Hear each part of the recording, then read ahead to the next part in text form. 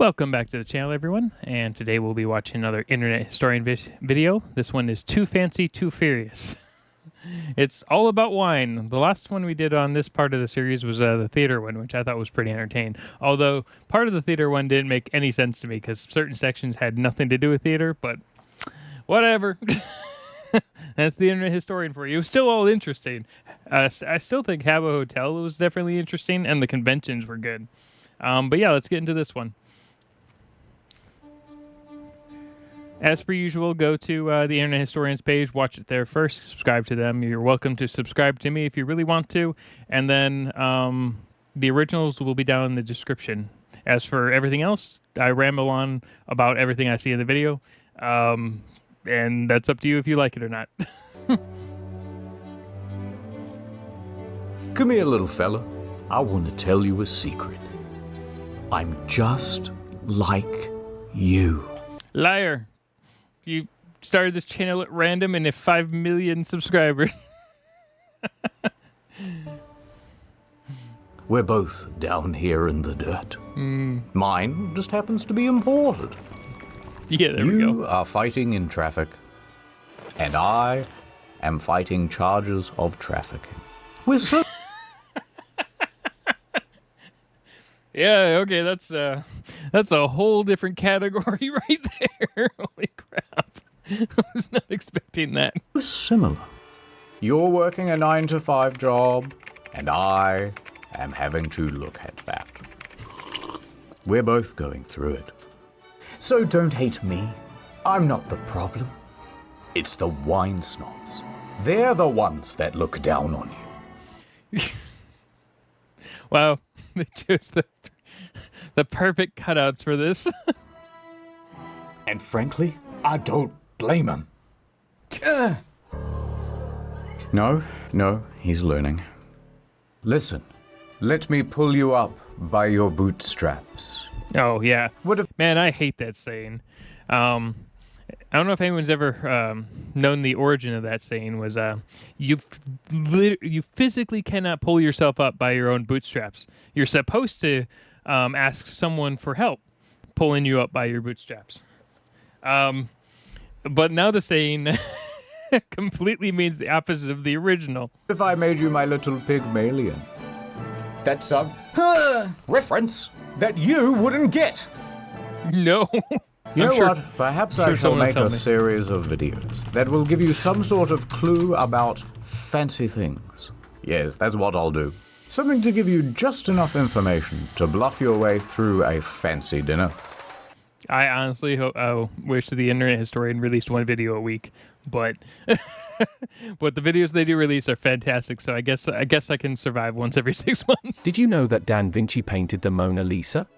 Somebody had to hold open the gates for the barbarians. Why not me?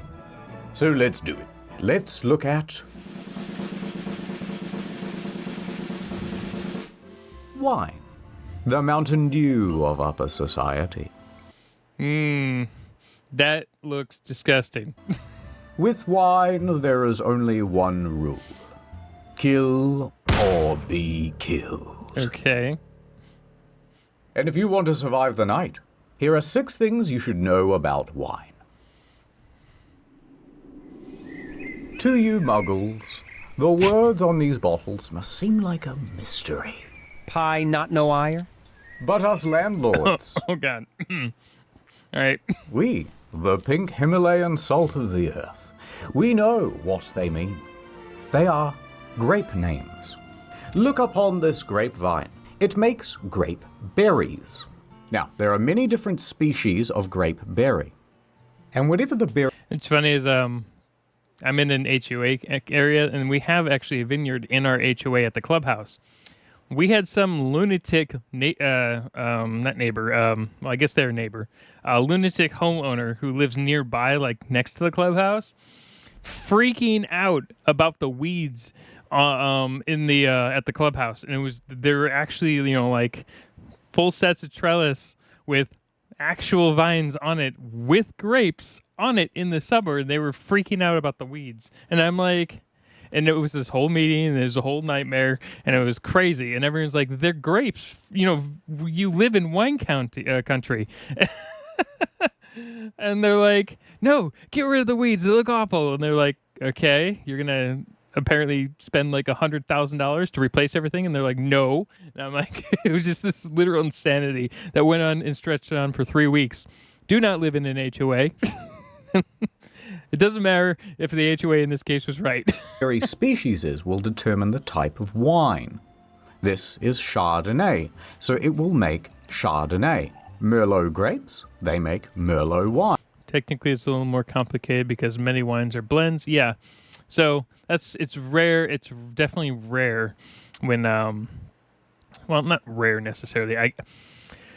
There are definitely more wine blends now than there were, but there's still plenty of purist wine creators, I guess. So, I mean, it really depends. It depends on where you are. A lot of reasons they do blends is to make it cheaper. Wine. Grape names are mostly French. Gross. But for example, in English, Pinot Noir means black pine, because it kinda looks like a black pine cone, if you squint. Here's some of the other names you could Okay. I mean, that one might be a stretch, but sure, why not? pause it. I'm busy. Wine grapes are not like the kind you get at the supermarket. Those are table grapes. You can think of it That was really disgusting, by the way. kind of like the difference between cooking chocolate and regular chocolate. You can Yeah. eat them. Ugh. Well, they're overly sugary and kind of full of seeds.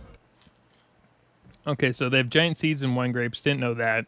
I did know they were a lot smaller. Did know they were softer. Generally, they're not as sweet, right? And just not as nice to snack on. So the grape type is the main word on the bottle, but sometimes there are other words as well. Maybe like the vineyard, or what year it was. What year it was made. For example, this Bourgogne. What the hell is a Chablis? It's all regions. Allow me to explain through the medium of song. Okay, so we've watched a lot of the Internet Historian videos, and these are some of the new ones, and the editing has gotten, like, legit amazing. At this point, they probably hired an editor is probably what happened. There's Chianti and Piedmont, also there's Burgundy. Don't forget Chablis Bordeaux. This one's from Italy, this one's from Italy, this one's from France, this one's from France, this one's from France, this one's from France. They're all from France. They're not all from France. They're just mostly from France. Oh, there's a guy on. He does TikToks, but he also does like YouTube shorts. And he specifically his whole job is to taste wine that his wife gives him for the most part, and he has to determine if it's French wine, Italian wine, American wine, garbage. Gatorade, things like that, and it's like there's pretty funny little shorts. Where Italy? Look, the general rule is, if you see a term you don't understand, it's probably just the French or the Italians being la-dee-da about their particular region. All right, let's move on to price. Come on, I know a place. We're here. I can tell by the name on the sign. Random liquor store shows up in like a fancy like king level carriage. Now, All right. don't embarrass me, I didn't bring my ID. Fiddle-TD, look at all these bottles. I don't know if that liquor store would have that type of wine section, but okay. So many options. Ooh, a cheeky $200 bottle. And here, a $20 bottle. Now, That was disgusting. That was just awful. What the hell? Why do you guys have me watch these videos? bet this $200 bottle tastes way better, right? Not necessarily. There are lots of really good $20 wines. There's some decent $5 wines. There's some really, really bad $5 wines. And there's absolutely awful $200 wines. And there's definitely awful like $50,000 wines. But the problem with that is you're not really paying for the alcohol at that point. You're most likely paying for a name or the age of the bottle. So it's more of a historical value or an insurance value. It's kind of like buying paintings that have like... I told someone before, maybe on this channel, I used to be a carpet cleaner, and I went into this house once and it had a painting that had 3 lines on it, a yellow line, a blue line, and like a greenish yellow line. And it was a $50,000 painting or something like that. and that's it. There was nothing else on it, and you were basically paying as an insurance policy. Like it's got to be 10 times better than this one. That's just basic math. Go on, though. You choose one. Oh, no. Well, I mean, I guess that works. I'd take them both at the same time. Well, it was supposed to be a trick question. Well, he made a custom blend, so that's obviously a $220 bottle. But they both taste pretty similar, right? There's not some threshold that you get to where it gets more expensive and then it tastes better. And then Okay, well, there is kind of a threshold because a lot of the super low-end wines are really, they're okay when used in cooking. You know, you got your cooking wines and whatnot.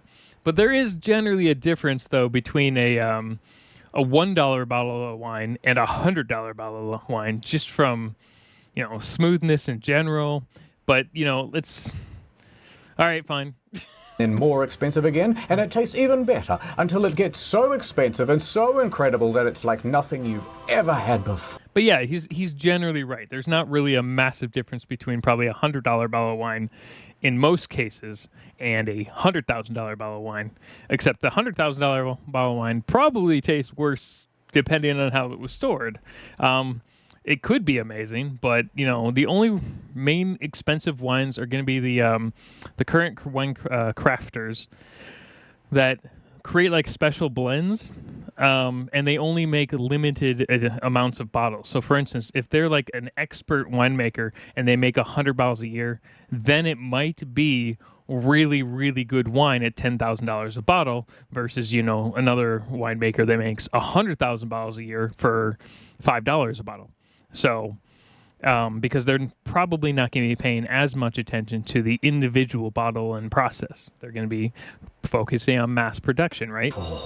Break through the conditioning. This is just old grape juice.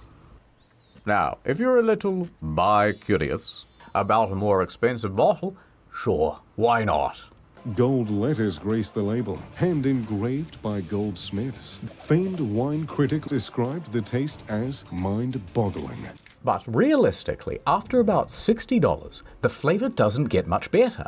In fact, Yeah. Okay. So there is that there is an actual limit. So there is definitely a difference between your $10 bottles of wine and your $50 and $60 bottles of wine. But yeah, I can definitely see after the fact it probably doesn't get much better because the process has improved so much over the last like 200 years from a manufacturing standpoint, and in the next 50 to 100 years, it's probably going to be even easier to get really good flavors from $20 bottles. it plateaus out and it can even go down. Right. The best quality to price ratio is all the way over here, much lower, about $20. That's how much you should spend on a bottle of wine. Well, yeah, for your everyday drinking. If you're going to be drinking bottles every day, well, I don't know about drinking a whole bottle every day. If you're going to be drinking, let's say one bottle a week, okay? You could even go two. $20 is not that bad. Even if you're rich, you could probably still swing $50 and $60 bottles. Most people would. But they probably wouldn't be drinking their $10,000 bottles every single week. Even those people with wine cellars, right? Have tons of $20 bottles in there. They have tons of super expensive bottles, but they're for other reasons. They love collecting them. Now, some people will say that I'm putting my heart and soul into this thing. I'm making an art, a form of art. How much is that worth? How much is art worth? about $20. Ah, but what about the Vintage? Yeah, Well, look at this. A couple of I love how the internet historian just pronounces words. I'm just gonna, yeah, okay. cromulent slender necks. And they're the same price as well. But this one is from 2019, and this one is from 2022. Well, surely the older one is the better one. It depends. It can be better. It could taste the same. It could taste worse. It really all depends on the year. Example, there are a lot of factors involved here. It's not going to be just the fact that it's older and aged longer. You're also going to have what happened during that year to that crop. So was that crop better, sweeter, whatever, than the year, in 2022 or not? So every year is going to be slightly different. The same goes for things like whiskey and things like that. Now, whiskey generally, like hard liquor, tends to age a lot better over time. But a lot of people wouldn't really be able to tell between something that was aged 120 years and something that was aged 2 years in most cases. So, right? No. Many people think that the wine aging goes like this, and the flavor just keeps getting better over time. absolutely not. The wine at the store has already been aged at the winery. Yeah. I don't need to be more aged by sitting on this shelf and just collecting dust, or spending years at the back of your pantry at home. If I'm for sale, I'm ready to be consumed. I'm ready to have your hot lips wrapped around me. In fact, the general rule goes a corked bottle should be drunk within 5 years, and a capped bottle within 1 year. That makes sense. Come, there's... Actually, that makes a lot of sense because I actually have a lot of semi-decent cooking wines, and even cooking wines go bad relatively quickly. Don't forget, once you open a bottle, it's all bets are off on timing. Oh. Let's pretend I am a waiter at a restaurant. You happen to be wearing a shirt, and so I have mistaken you as a paying customer. As a waiter, the Do they have pants and shoes on? I hope they have everything on. first thing I will press you about will be food pairings. White wine with fish? A Merlot with pork? Well, kid, I'm going to have to pair this truth nugget with something you don't want to hear. I mean, there's probably... I guess it really just depends on personal flavors. I mean, I like sweeter wines, so in my case, I'd probably have a Merlot with everything. Yeah. The food pairing doesn't really matter. Yeah. It's all completely subjective. It all depends if you like sweeter wines or not. If you don't like sweet, it really depends. It's cuisine by horoscope. It's food astrology. Pay no attention to the sommeliers in the comment section. They are bullshitting to upsell. There's nothing specifically wrong with upselling. If you're at a restaurant, you better upsell. The whole point of having stuff in stock to give to people is to sell it to them. Get the more expensive one. It goes better with the spaghetti. Or they are a Pisces and you shouldn't trust their opinion anyway. Something else to expect at a restaurant? Expect to get ripped off by the markup. Yep. Most restaurants add a 250 to 300% markup on their wine. Oh, it can actually be even higher. You're not really paying necessarily for the wine. You're paying for the service. You're also paying for sometimes... so let's say if you get 2 glasses of wine, right? Or even just 1 glass, you're paying for the fact that there's a chance that the bottle is going to be just thrown away, primarily due to you can't hold on to basically recorked wine for extended periods of time, at least not in restaurants. You can potentially at home, but restaurants have additional rules in place for how long you're able to hold on to certain types of items once they're opened. And the cheaper the bottle, the higher the proportional markup tends to be. So a $20 bottle will turn into an $80 bottle, but a $100 bottle may only rise to $150. Most people get the second cheapest bottle on the menu, regardless of the pairing, and that'll do just fine. And that's it. No more tips. Unless you want to leave me one. No? Actually, you know what? I got a fucking tip for you, mate. Ad time. I bet you're wondering how I got this car. Look at it. Look at the cogs on his... Okay. In my knee. That's because I became the face of Incogni, the service that helps you be forgotten on the internet. I used to be a humble florist. One day we received a shipment of forget-me-nots. But inexplicably I fell in and ate a bunch of them. I forgot everything that day. My address, my web browsing habits, where I worked, what my child... Most people would rather forget all their web browsing habits, I assume. Its face looked like. I was supposed to pick him up from daycare, so that was kind of embarrassing. I just picked one of the kids that kind of looks like me. Oui, monsieur. Close enough. Have you ever signed up for some dodgy website? Have you ever dodged up for a legitimate website and they sell all your details on to a dodgy website? Yep. That's where I come in. Incogni man and Another boy. Another boy.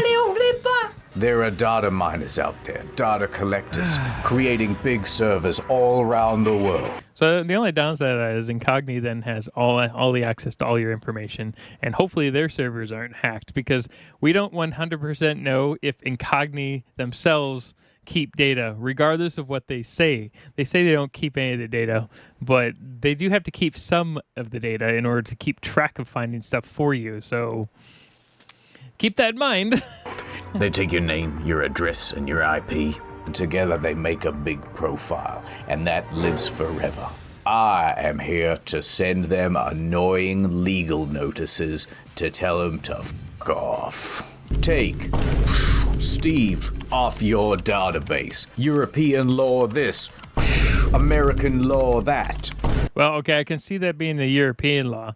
And technically, the American law is very specific to certain states. Example, like California, which is on the thing. Incogni.com/internet story. So there's definitely other states that don't give a crap about your information being basically sold. So keep that in mind. To get 60% off an annual plan, the cog signal.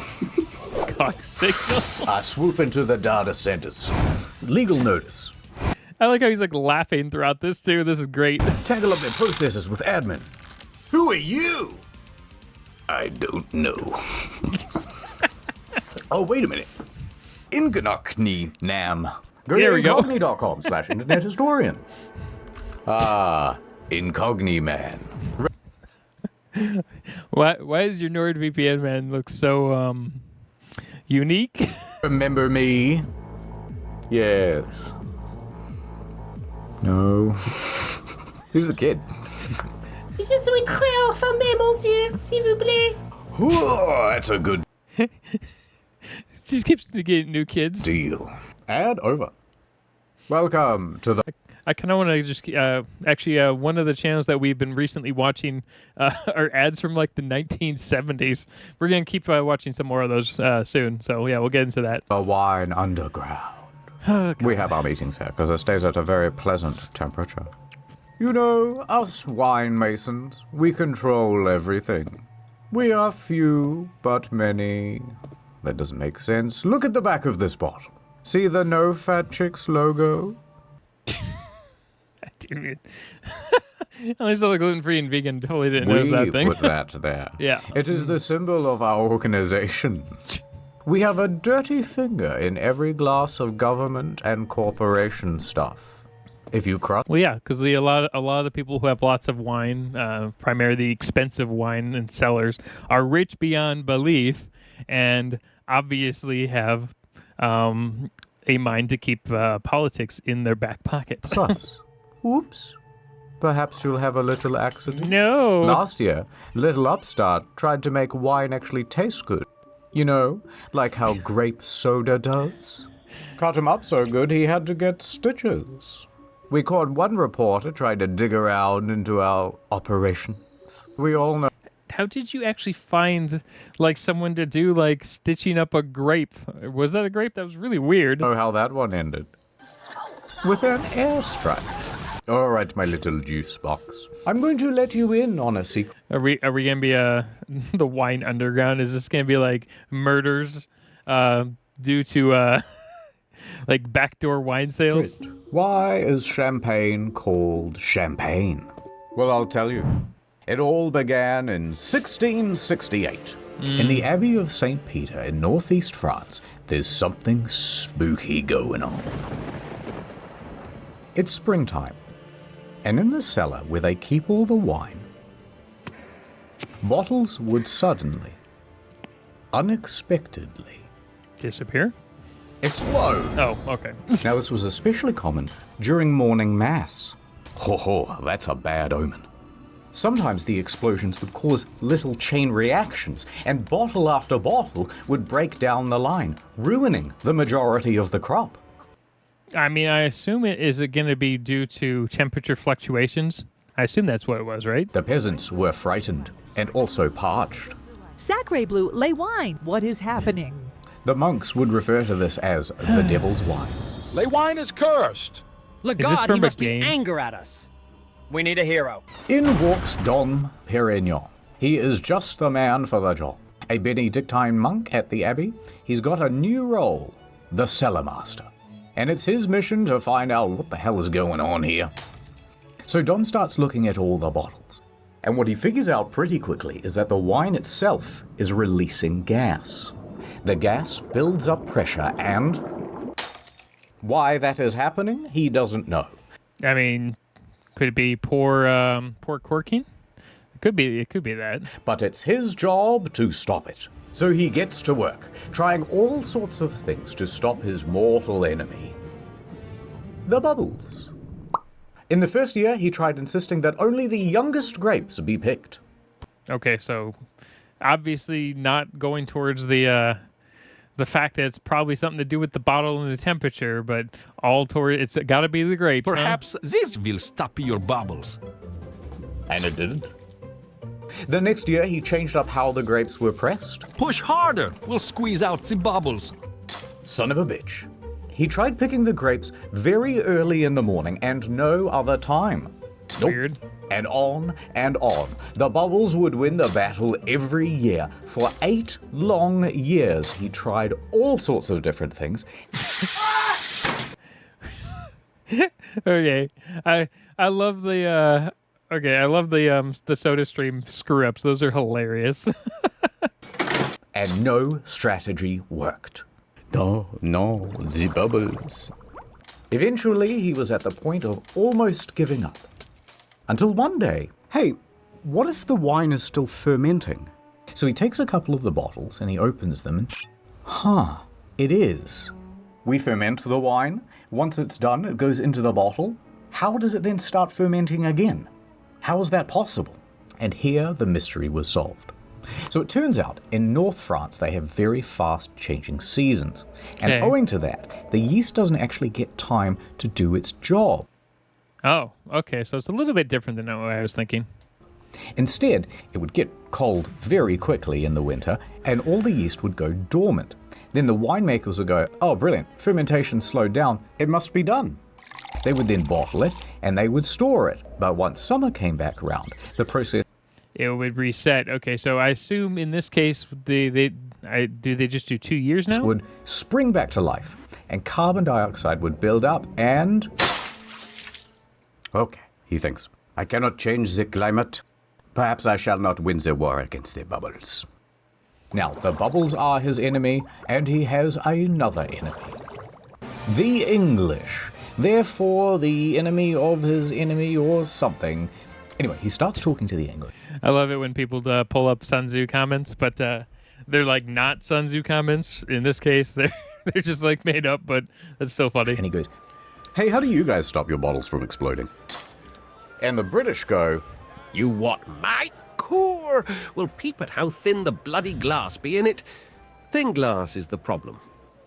Thank you for using this text-to-speech preview. For a paid version, please go to... see,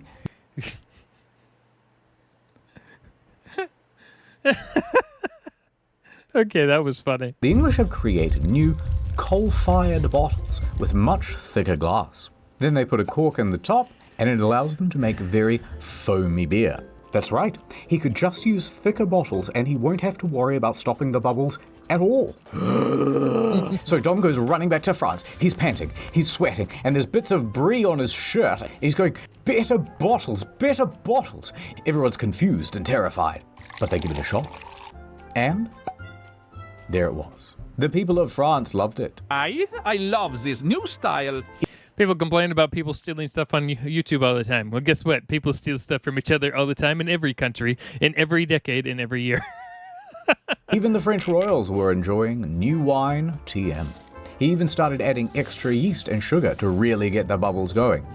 And so Dom Perignon I was not expecting that edit right there with the Powerpuff Girls stuff. had created what we call today champagne. Now, there's a 19th century marketing campaign that says the moment he uncorked his champagne for the first time, he tried it and said, come quickly, I am tasting the stars. But that's actually a myth. He never really said that. But Too bad. There's still a problem. And this one, Dom cannot fix. The pulp. If you bottle wine while it's still fermenting, so that you can keep the bubbles in, you're also trapping in a bunch of dead yeast and debris and gross particles too. Also, it's all cloudy. No, we want it clear. We want it crystal looking. How will we ever solve this problem? I mean, create filters, maybe? Dom dies. Of course. Let someone else figure that shit out. 1805. In walks Madame Clicquot. She's just the man for the job. I'm also French. I have come to remove all the little beets. I will clench my teeth together and go pitu-pitu back into the bottle. Now, Madame Clicquot was a very shrewd lady. Her husband died when she was in her early 20s. My husband is dead. Lol. And part of the estate she was... Lol. Here's what you Really? do, right? You put these bottles on a rack at a 35-degree angle with the top facing down. Every 2 days, she would give the bottle a little shake and slightly increase the angle. After 8 to 10 weeks, all of the sediment would come to rest in the neck of the bottle. All right, quick tangent. Did you know that when you increase the salt concentration in water, you can drop its temperature down much lower without it freezing? Tangent over. That's actually pretty cool. And then you can do, there's also that trick with the instant freeze for like water bottles, if you're really careful about it. They work great for YouTube videos, but the downside of them is to get it perfect, you have to try it like 60 times and then only record them all and only one of them works. So she takes this More like a party sub-zero trick. salt water and dips the neck of the bottle in there. Then lets it sit until the neck freezes. Now you have a sort of frozen cork filled with all of the gross pulp, and then you simply pop off the top. And the whole thing goes shooting out as a fun prank for your friends and family. Then they add in a little more extra base wine and sugar and leave it to age. And with that, Clicquot has just created a clear, sparkling wine. That's actually a little bit more intense than I thought it would be. I had And no that idea. is Ridley. And Madame Clicquot is... The Riddler. So Dom Perignon and Madame Clicquot are both credited as the godfather and godmother of champagne. Ah. Today, the Dom and Clique brands are owned by LVMH, the same parent company that owns Louis Vuitton, And probably Coca-Cola. Tag Heuer, Tiffany & Co., Hennessy. Actually, pretty much every luxury brand. Yeah, okay. That makes sense. I mean, this is like Coca-Cola owning every drink brand. Or my personal favorite was, remember that whole nonsense with people freaking out about Bud Light or something like that? I thought that was hilarious because I had friends that were like, I will never drink another Bud Light again. And then they switched to Budweiser. And I'm like, aren't they the same company? It's not Bud Light, it's a different company. I'm like, okay.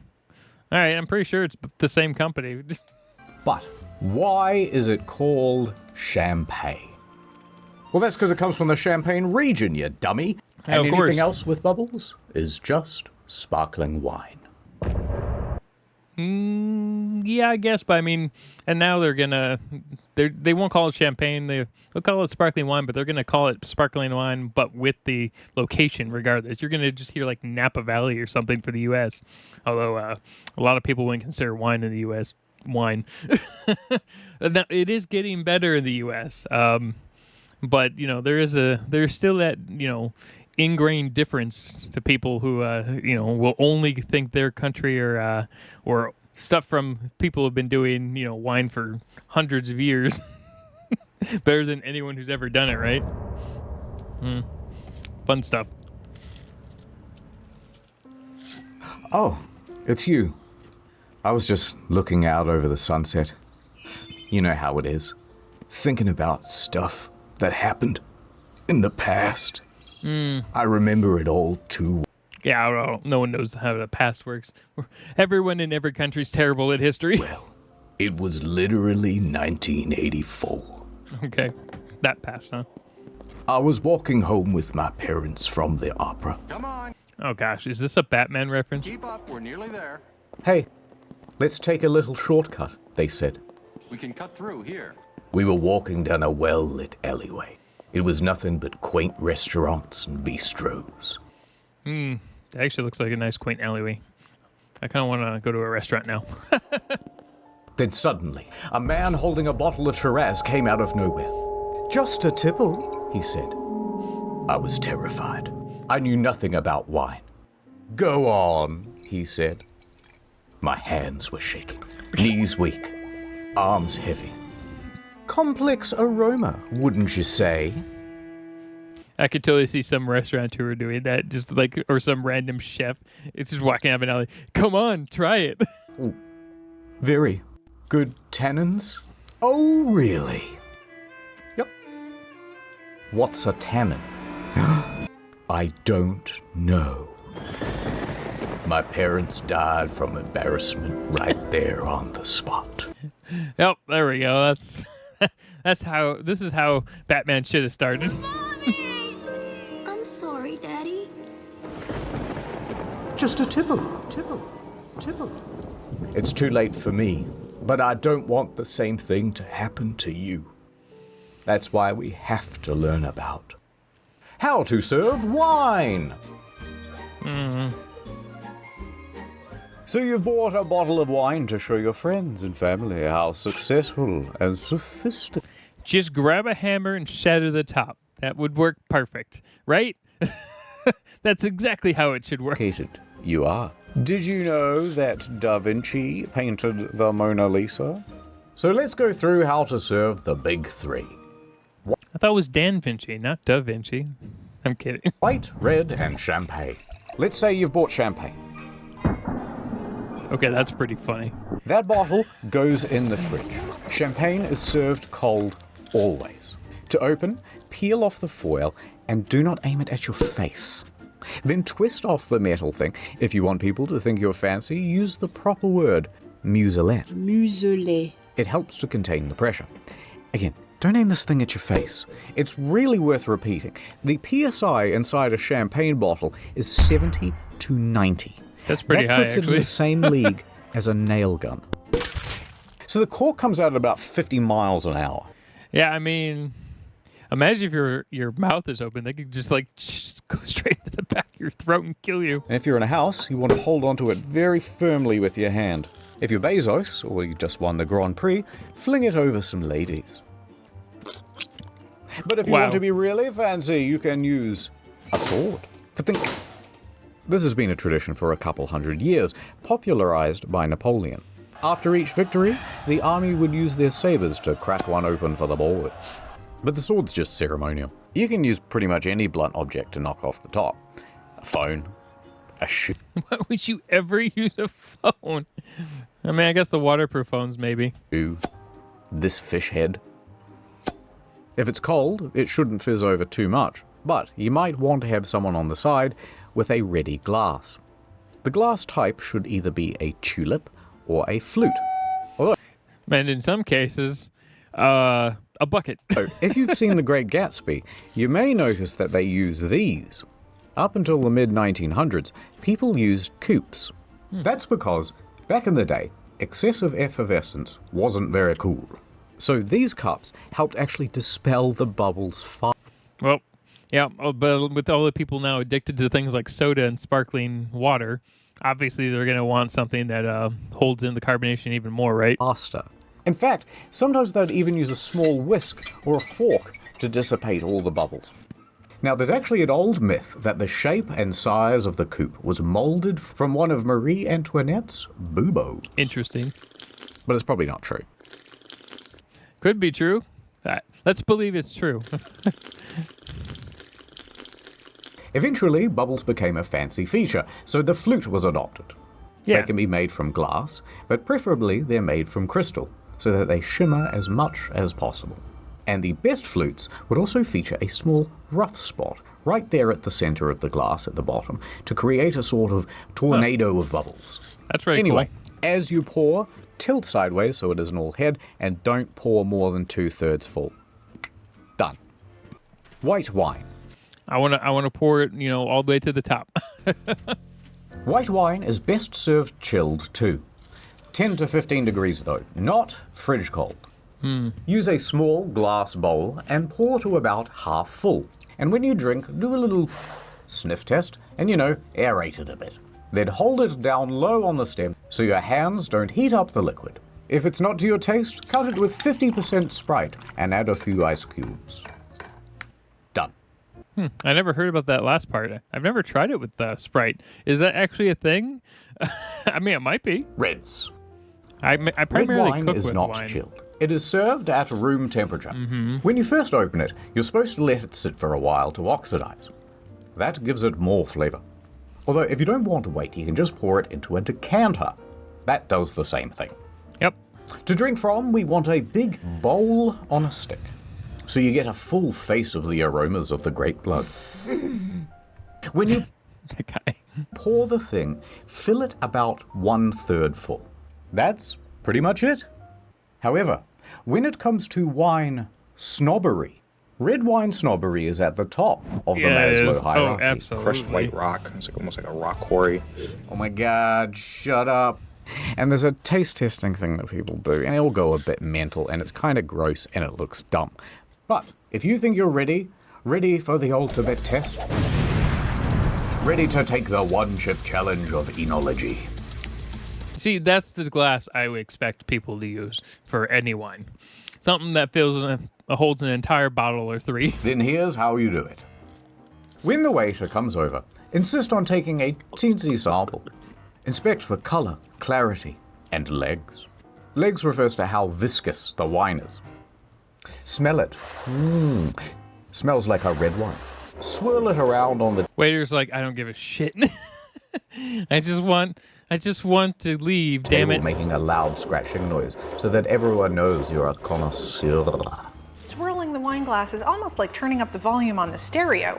When you taste it, you're supposed to get it over every part of your mouth, so that when you brush your teeth later, it's awful. Then take in big sips of air. This is where you I honestly want to see someone actually like reenact the internet historian's version of this. Just like at an actual like vineyard. comment on During the a wine texture tasting. and taste. They're like, get out. Complex notes! You yell across the room. Now this is the best part. You can just make shit up about vanilla smatterings or citrusy undercurrents. I swear, there's a hint of blueberry. It's one of those things that's kinda true, but subjective enough that no one can really refute you. So make a big... The only people that can really refute you is going to be if you're at a vineyard and you're drinking their actual, like, local, like, in-house wine, and you completely get it wrong, and the guy that created the wine's like looking at you like you're a freaking idiot. Big show of it. There is a little bit of an earthiness, almost a graphite clay note to this. It's a little bit meaty. It's a little bit sort of rustic. There are definitely hints here of Monster Ultra sugar-free. If this is a taste test, Oh, man, that would be an interesting wine. and you're sampling dozens of wines, you want to spit out the sample into this gross bucket so you don't get too drunk. Do not ask the waiter if you can drink from the bucket. I mean, some people might want to do that. It's the waiter's privilege, and he's very protective of it. And that is how to serve wine. Okay, that's a lot of shitting on wine, people. And we shouldn't get bullied. But let me do a quick 180. Because overall, wine is good. And a little wine snobbery can be good also. Being into wine is one of the great dad hobbies. One day you will have a model train set in your I want that model train set now. basement, complete with a little walking path and the grass just right. The best part about this hobby is building the thing, getting it just perfect, and then making people sit there while you explain the little trains in excruciating detail. Yeah, exactly. This is a perfect representation of that. I told everyone I was a carpet cleaner before. I was actually cleaning a house. There's just a regular house, right? In the backyard was a full engine, like a train engine. And I'm like, how did you even get it here? And they're like, oh, well, they just built the house around this thing. I'm like, what? Tale of how they work. Now, the fun of Warhammer, that's when you save up for the little space marine man, you take him out of the packet, you put on a podcast with some Warhammer in the background. Of all the Primarchs? You can't talk about Warhammer on anything. Are you kidding? They're going to get sued. Okay, it's not that bad, but I mean they're not great about it. Taurus is the best kisser. And you slowly paint it yourself. And then you argue with your mates later about why the necrophiles are the best race. I like how there's no hand on this this guy right here. And then you also argue that you painted it wrong.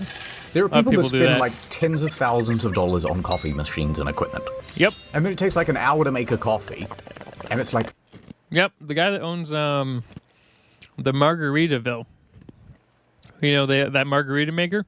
He has like a $20,000 Willy Wonka coffee machine. It's like an entire wall in his house. Only 5% better, maybe, than the ones you get at the cafe. Now, I could be Mr. Killjoy and come in and go, what's the point of that? Why not just buy it from the cafe? Why not just get a pre-painted Space Marine? Why not have someone else just install the train set?